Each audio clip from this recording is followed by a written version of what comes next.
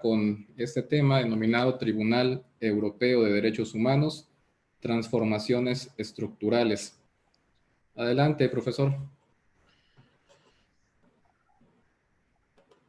Muchísimas gracias, Manuel.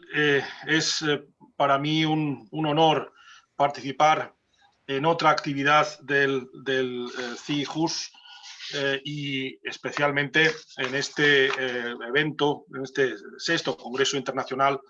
en homenaje al profesor Roberto Romboli. Yo quería, en estos minutos que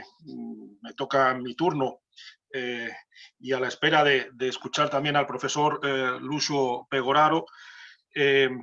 quisiera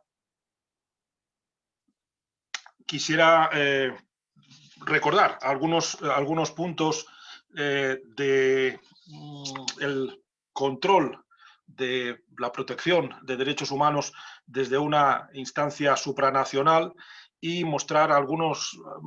avances estructurales que a lo largo de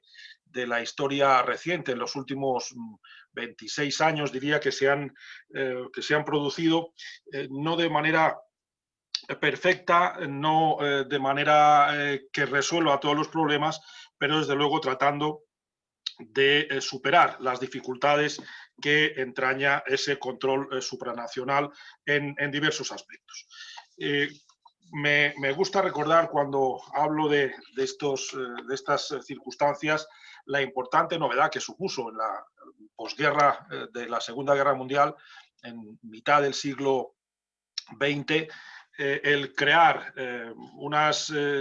primero unas normas de carácter importante, pero de contenido más bien programático, y bien rápido, en poco tiempo, unas verdaderas convenciones que establecían un catálogo de derechos y que también preveían órganos específicos para la aplicación, la interpretación de esos catálogos de derechos, para que, en definitiva, desde una instancia externa al Estado se pudiera controlar la aplicación del derecho y de los derechos subjetivos de carácter fundamental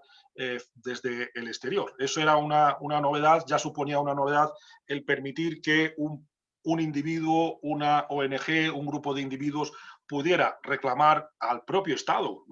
pero no necesariamente al propio Estado, pero eso es la paradoja o la novedad desde el punto de vista del derecho internacional, que se adquiere subjetividad internacional para reclamar al propio Estado, frente a la situación anterior que suponía la protección diplomática. Un Estado protegía a sus nacionales cuando tenían algunos problemas en otros Estados. Se cambia ya radicalmente esa visión porque se comprueba, se destaca jurídicamente, aunque evidentemente desde el punto de vista de los hechos era evidente que el propio Estado podía dañar a sus ciudadanos y había que establecer un filtro, una posibilidad de condenar al Estado por las vulneraciones, por lo menos más importantes, que pudiera cometer el propio Estado. Pero se establece de manera subsidiaria, se deben agotar los procedimientos internos, de modo que solo, salvo excepciones, salvo que los procedimientos internos sea evidente que no sirven para proteger los derechos fundamentales, los derechos humanos y las libertades fundamentales, pues en principio en todos los casos, en la mayoría de los casos, hay que esperar que se termine desde esa época, que termine la tramitación del asunto en el ámbito interno para que pueda ser llevado a la instancia supranacional. En definitiva, estamos en los tiempos en que el movimiento europeo se concreta en algunas instituciones importantes. Este año, en mayo, se ha cumplido los 70 años de la Declaración Schuman, que destacaba que la agrupación de las naciones europeas exige que la oposición secular entre Francia y Alemania quede superada, por lo que la acción emprendida debe afectar en primer lugar a Francia y Alemania, pero invitaban además a los demás estados cercanos a integrarse en esa unión, en esa comunidad que en primer lugar ponía en común el carbón y el acero. Este es el núcleo de partida de lo que hoy es la Unión Europea, una organización de especial integración, y paralelamente se constituyó en mayo de 1949 el Consejo de Europa como organización internacional más amplia, pero con unas finalidades no menos importantes, unas finalidades de protección de la democracia entre los Estados miembros y de protección de los derechos humanos. La labor del Consejo de Europa en la creación de documentos, de recomendaciones, de resoluciones, de convenciones también, de hard law, de vinculantes en la medida en que han sido firmadas y ratificadas o adheridas y ratificadas por los distintos países, pues ha sido importante, aunque podía haberlo sido más porque en algunos de estos convenios las ratificaciones no fueron todo lo que cabía esperar. Pero empezaron 10 estados en el Consejo de Europa: Bélgica, Dinamarca, Francia, Holanda, Irlanda, Italia, Luxemburgo, Noruega, Reino Unido y Suecia. Al poco tiempo, a los pocos meses, se unieron Grecia y Turquía. Lo de Turquía ya nos muestra un elemento en el debate de dónde termina Europa por el lado oriental. Por el lado occidental es muy fácil delimitar Europa, por el lado oriental es mucho más complicado, y a los efectos del Consejo de Europa en la actualidad forman parte incluso los estados de, por supuesto, Turquía, desde casi los orígenes del Consejo de Europa, y los estados del Cáucaso en cuanto cayó la Unión Soviética y se desmembró en las distintas repúblicas soviéticas, pues los estados Armenia, Azerbaiyán, Georgia forman parte del Consejo de Europa. Diría que la excepción principal es Bielorrusia como estado, como dictadura de Lukashenko, que ha sido criticada por los distintos estados del Consejo de Europa y de la Unión Europea, y el Vaticano, que también por la estructura interna específica, pues solo es observador del Consejo de Europa. Bueno, en este entramado de organizaciones, bien pronto, el 4 de noviembre de 1950, se creó lo que conocemos como Convenio Europeo para la Protección de Derechos Humanos y Libertades Fundamentales, que a partir de entonces ha sido modificado pues por 16 protocolos adicionales, algunos de ellos que lo que han pretendido es ampliar el catálogo de los derechos proclamados en el texto originario de noviembre de 1950, y otros se han referido a la parte orgánica, a modificar en algún sentido algunos aspectos de los órganos o del procedimiento. Voy a referirme más a esta segunda parte en este tiempo, teniendo en cuenta que la institución del Consejo de Europa y la creación de la Comisión en 1950, de la Comisión Europea de los Derechos Humanos y del Tribunal Europeo de Derechos Humanos, pues podría decirse que tiene problemas de éxito. El éxito, como sabemos, puede acarrear grandes dificultades, y tal como está, para introducir un elemento, un dato real de la práctica, para que vean las dimensiones del problema, en diciembre de 2019, es el último dato que tengo, había pendientes 59.800 reclamaciones ante el Tribunal Europeo de Derechos Humanos.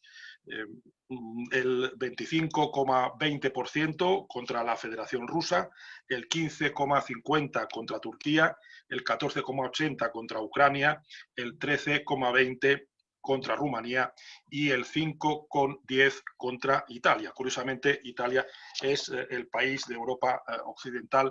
que más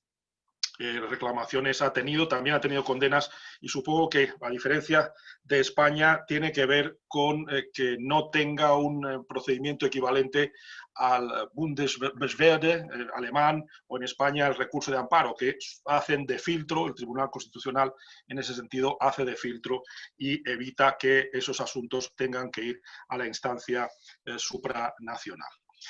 Como digo, la primera conformación orgánica originaria de 1950 establecía una estructura muy similar que luego fue recogida por el Pacto de San José de Costa Rica, y por tanto la estructura era muy similar. La Comisión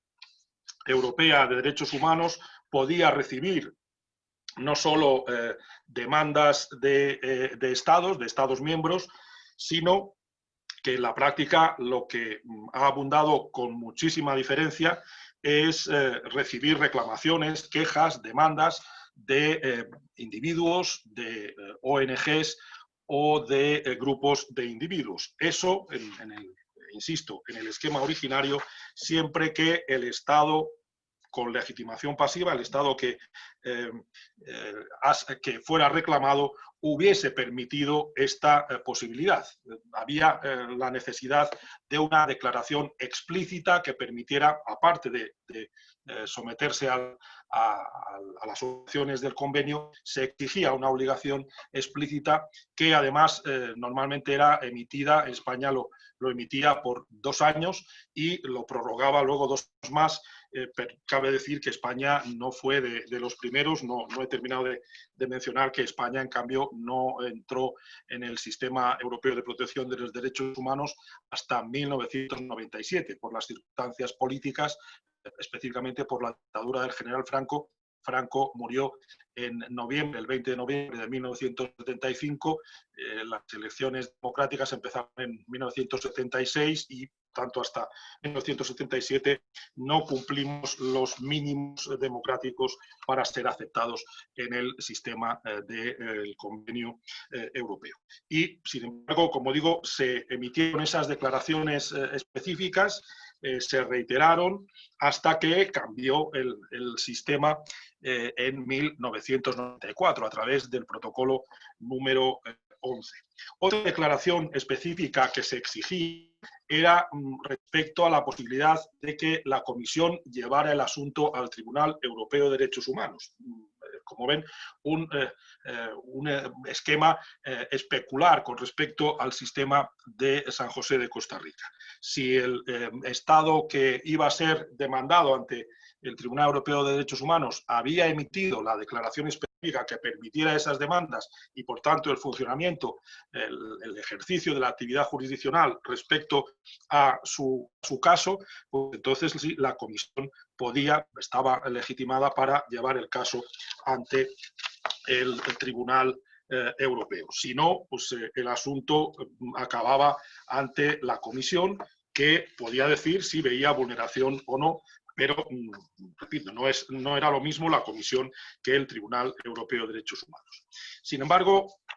en 1994 se entendió que, básicamente por el problema que mencionaba y que ya era muy visible, el éxito, la cantidad de reclamaciones que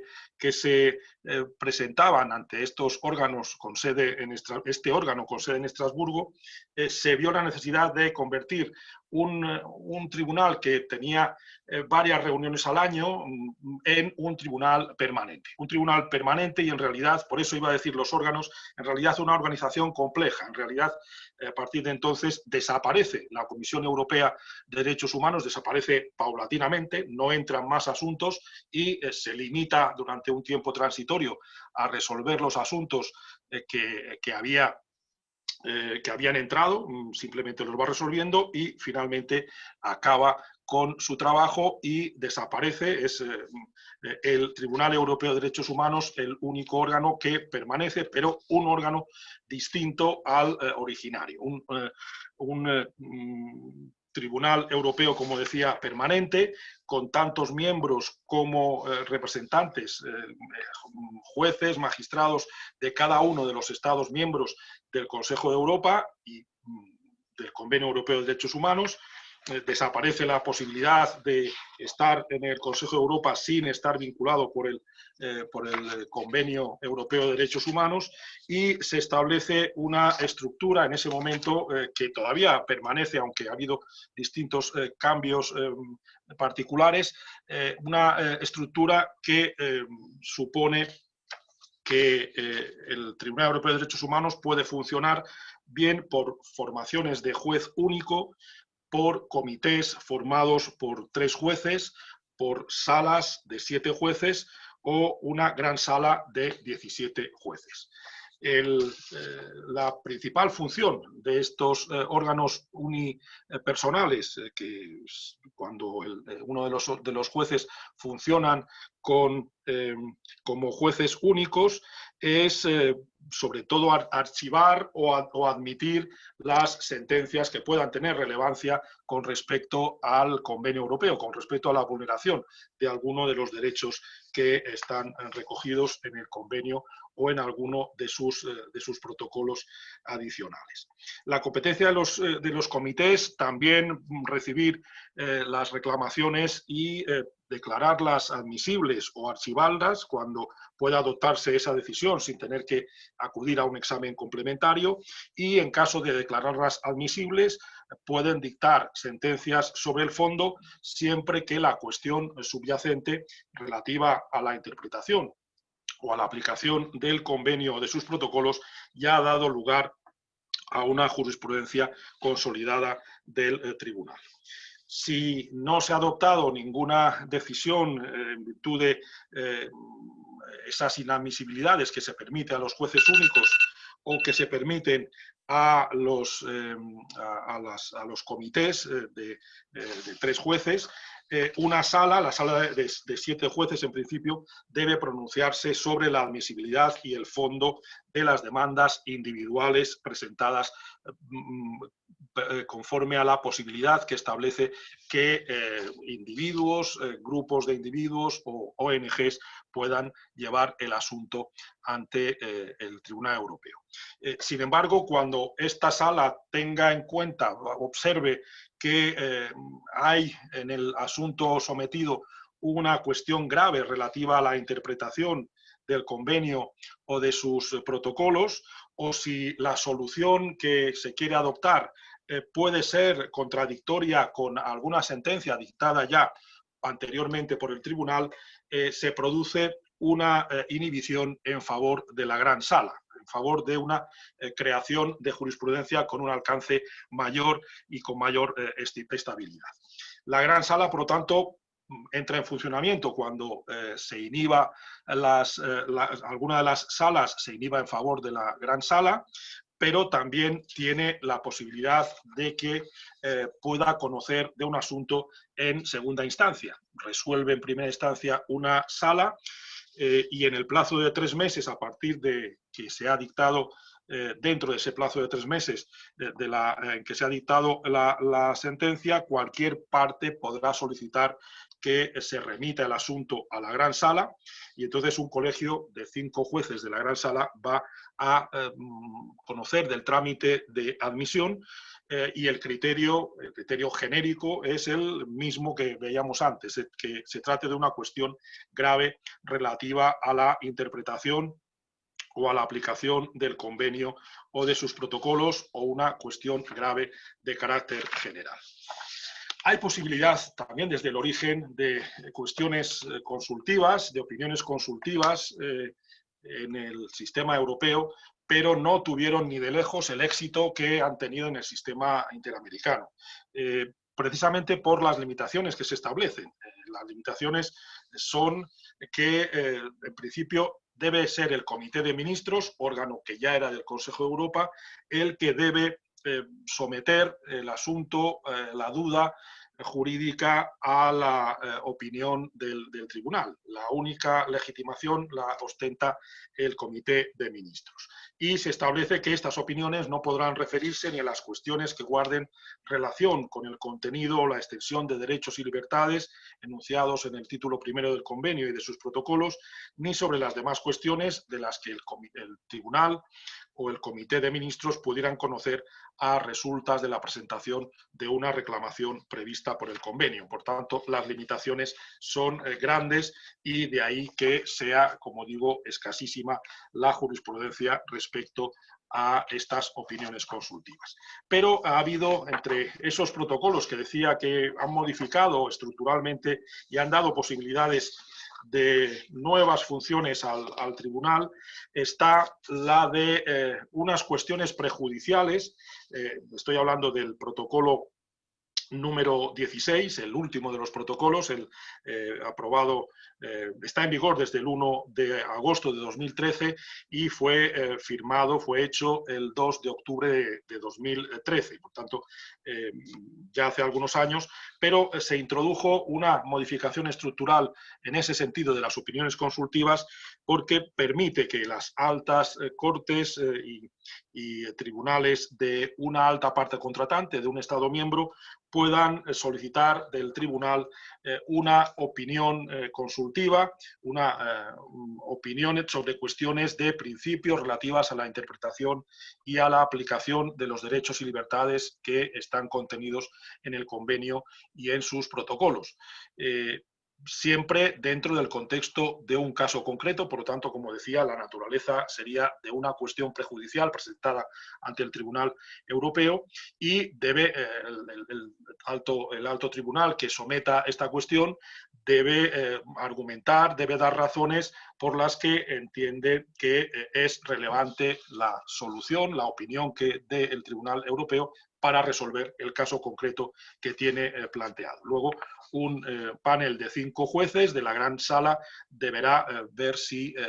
es admisible o no esta cuestión para ser resuelta, como digo, por la gran sala. Hay otras reformas estructurales y voy a comentar básicamente otra de ellas, la realizada por el protocolo número 11 de 2004, que aparte de algunas modificaciones concretas respecto a la formación de los jueces únicos, los comités, las salas y las grandes salas, reduce, por ejemplo, el número de 7 a 5 los jueces de las salas. Lo más interesante quizás sea en esta visión amplia, panorámica de la evolución de este sistema europeo desde el punto de vista estructural o orgánico, son 2 puntos, el artículo 15 y el artículo 16 de este protocolo número 14. El primero, el 15, que modifica el artículo 39 del Convenio Europeo y se refiere a los acuerdos amistosos. Los acuerdos amistosos siempre han sido posibles, pero aquí se establece ya una regulación breve, pero novedosa, efectiva, respecto a estos acuerdos amistosos. Se establece que en cualquier trámite, en cualquier fase del procedimiento, el tribunal puede ponerse a disposición de las partes para asegurar un acuerdo, la obtención de un acuerdo amistoso, siempre sobre la base del respeto a los derechos humanos como están definidos en la Convención y en los protocolos. Estos procedimientos se establece que deben ser confidenciales y solo si se obtiene al final un acuerdo, si se logra el objetivo del acuerdo amistoso, el tribunal sacará de su lista de asuntos pendientes el asunto de que se trate y se publicará una breve declaración sobre los hechos y sobre la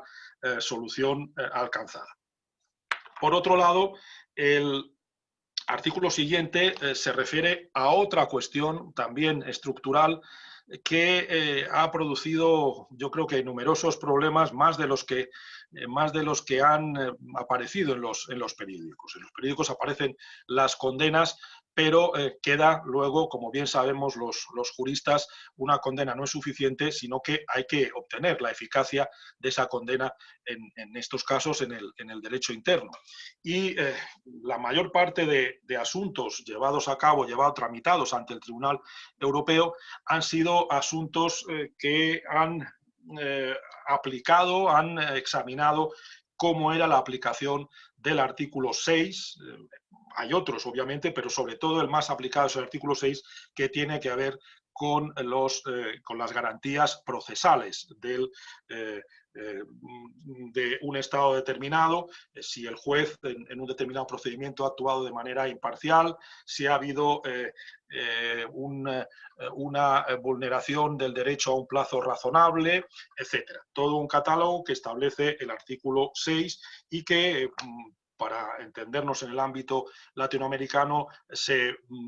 podría agrupar bajo esa cláusula genérica de garantías del proceso debido o de garantías de un proceso con todas las garantías, valga la redundancia. Pues el problema, como digo, es que si se exige que se agoten los asuntos internos a efectos del derecho procesal, eso implica, en la mayoría de los casos, en la inmensa mayoría de los casos en que tratemos asuntos procesales ante el Tribunal Europeo, ante cualquiera de los órganos que he mencionado, eso puede llevarnos a que cuando volvamos, cuando se quiera obtener la eficacia de la sentencia de condena en el ámbito interno, se nos diga, sí, aquí como nos obligaron a agotar los procedimientos internos antes de acudir al Tribunal Europeo, tenemos el efecto de cosa juzgada. Y si tenemos el efecto de cosa juzgada, en principio no podemos volver a juzgar o volver a entrar en lo que ya está juzgado. Esa fue la cuestión que se planteó en diversas ocasiones, pero fue llamativa, por ejemplo, en la primera condena que tuvo el Reino de España en diciembre de 1988, un caso de un proceso penal en el que se observaron desde el Tribunal Europeo diversas infracciones y luego los que habían obtenido su sentencia a favor, había estimado su reclamación el Tribunal Europeo, quisieron que fuera ejecutada la sentencia en el ámbito interno. En cuanto a la naturaleza de las sentencias, ha habido discusiones, se han escrito diversos libros, porque sobre todo los internacionalistas destacan que las sentencias del Tribunal Europeo tienen un contenido mero declarativo, y aparentemente es verdad. Dicen, bueno, España ha vulnerado el artículo 6 del Convenio Europeo de Derechos Humanos. Y en todo caso hay un segundo elemento de contenido en que se establece la condena, en este caso más evidente, a pagar una cantidad determinada como satisfacción, como reparación por la vulneración que se haya producido. Lo cual en sí mismo es criticable porque podría dar a entender que los derechos humanos son monetarizables, es decir, si uno puede pagar, puede vulnerar derechos humanos. Es digamos, una paradoja interna que me parece poco feliz, ¿no? poco agradable. Pero hay ocasiones en que no hay otra manera de reparar la vulneración, de resarcir la vulneración. No cabe un resarcimiento in integrum, no cabe volver atrás el tiempo y la única posibilidad es la compensación económica. Pero los problemas se han dado respecto a esa otra parte de la que hablaba, en la que hay una condena a España porque de los fundamentos jurídicos se deduce que se ha juzgado a alguien, por ejemplo, por un tribunal parcial. Lo lógico sería volver a juzgar a esa persona por un tribunal que se cumpliera todas las garantías, pero como les digo, desde el ámbito interno se puede decir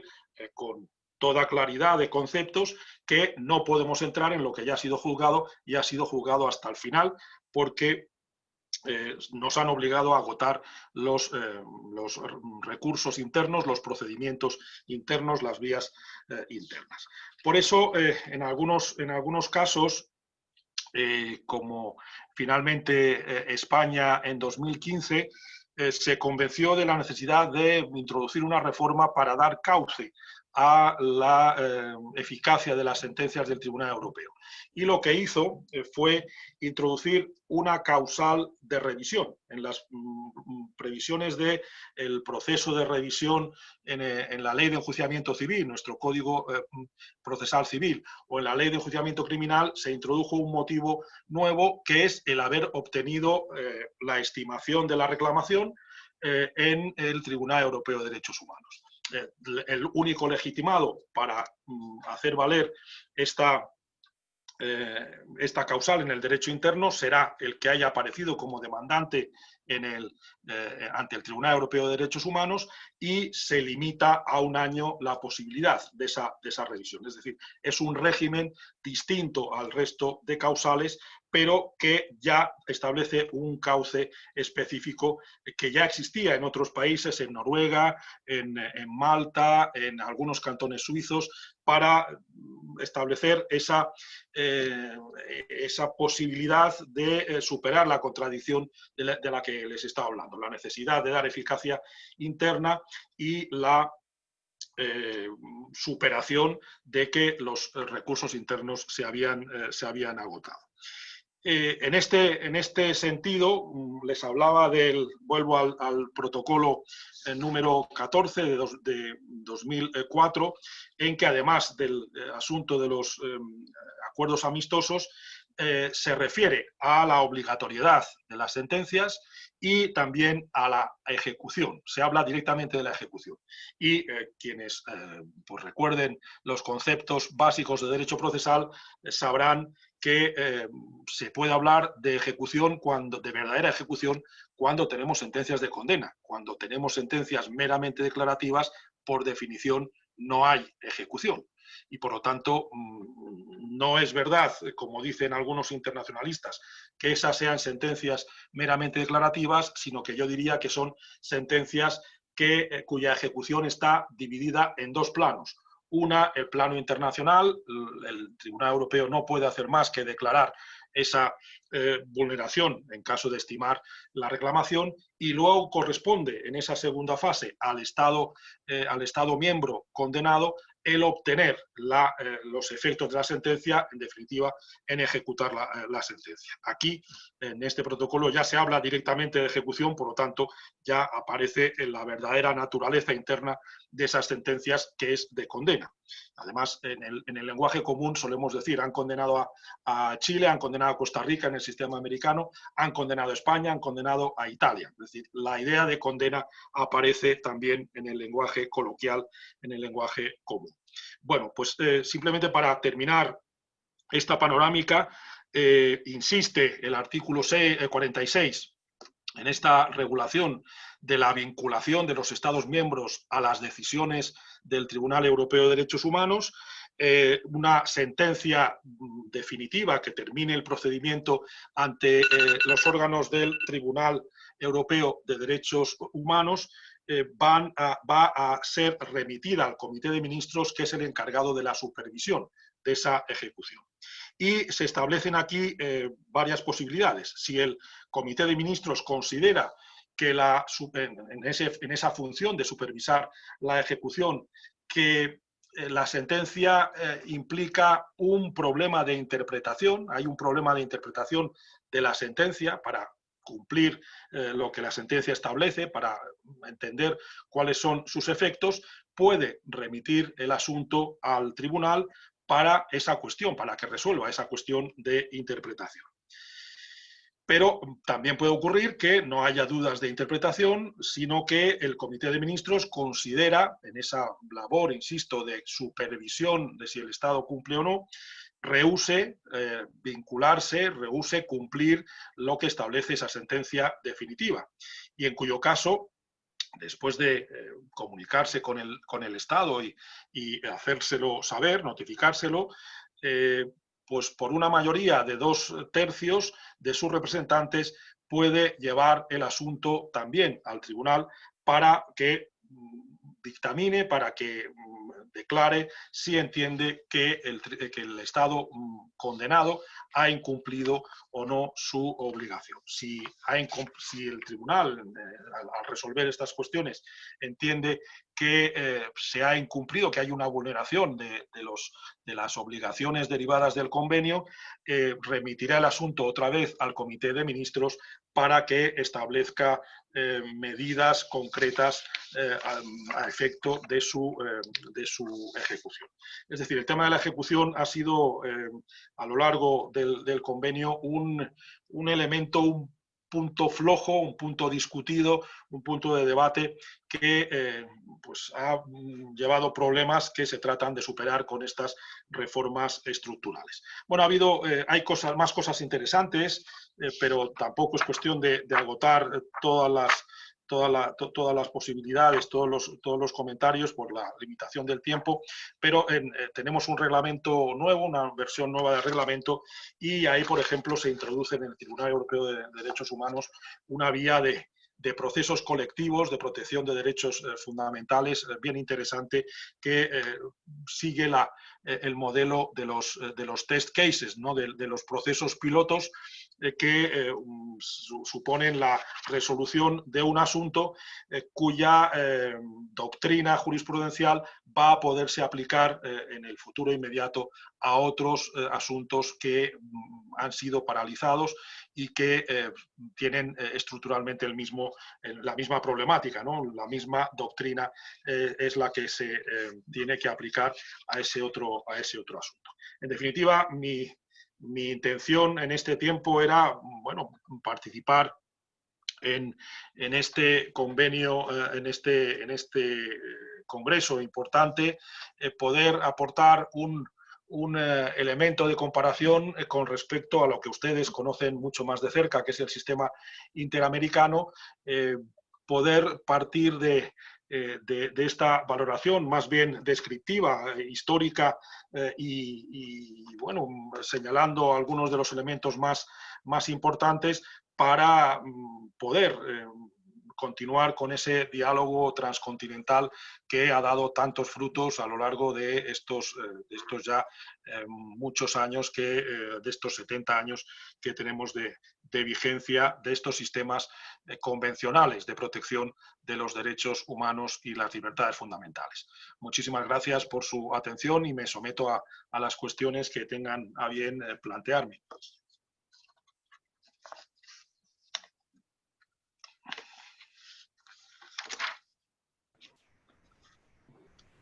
Profesor, pues muchas gracias por su participación. Muchas gracias, Manuel. No, al contrario, a usted por su tiempo, por su disponibilidad, siempre acompañarnos en estos proyectos académicos. Y bueno, en esta ocasión, en homenaje al profesor Roberto Romboli, que también es oportuno señalar que está siguiendo esta transmisión como espectador, para todos aquellos que también van siguiendo estas participaciones, tanto a través de la plataforma Zoom, como lo que estaremos compartiendo de manera gradual también en nuestra fanpage del Centro Iberoamericano de Investigaciones Jurídicas y Sociales. Profesor, le envío un fuerte abrazo, agradeciendo de nueva cuenta su participación. Muchísimas gracias y felicitaciones por la organización de este congreso.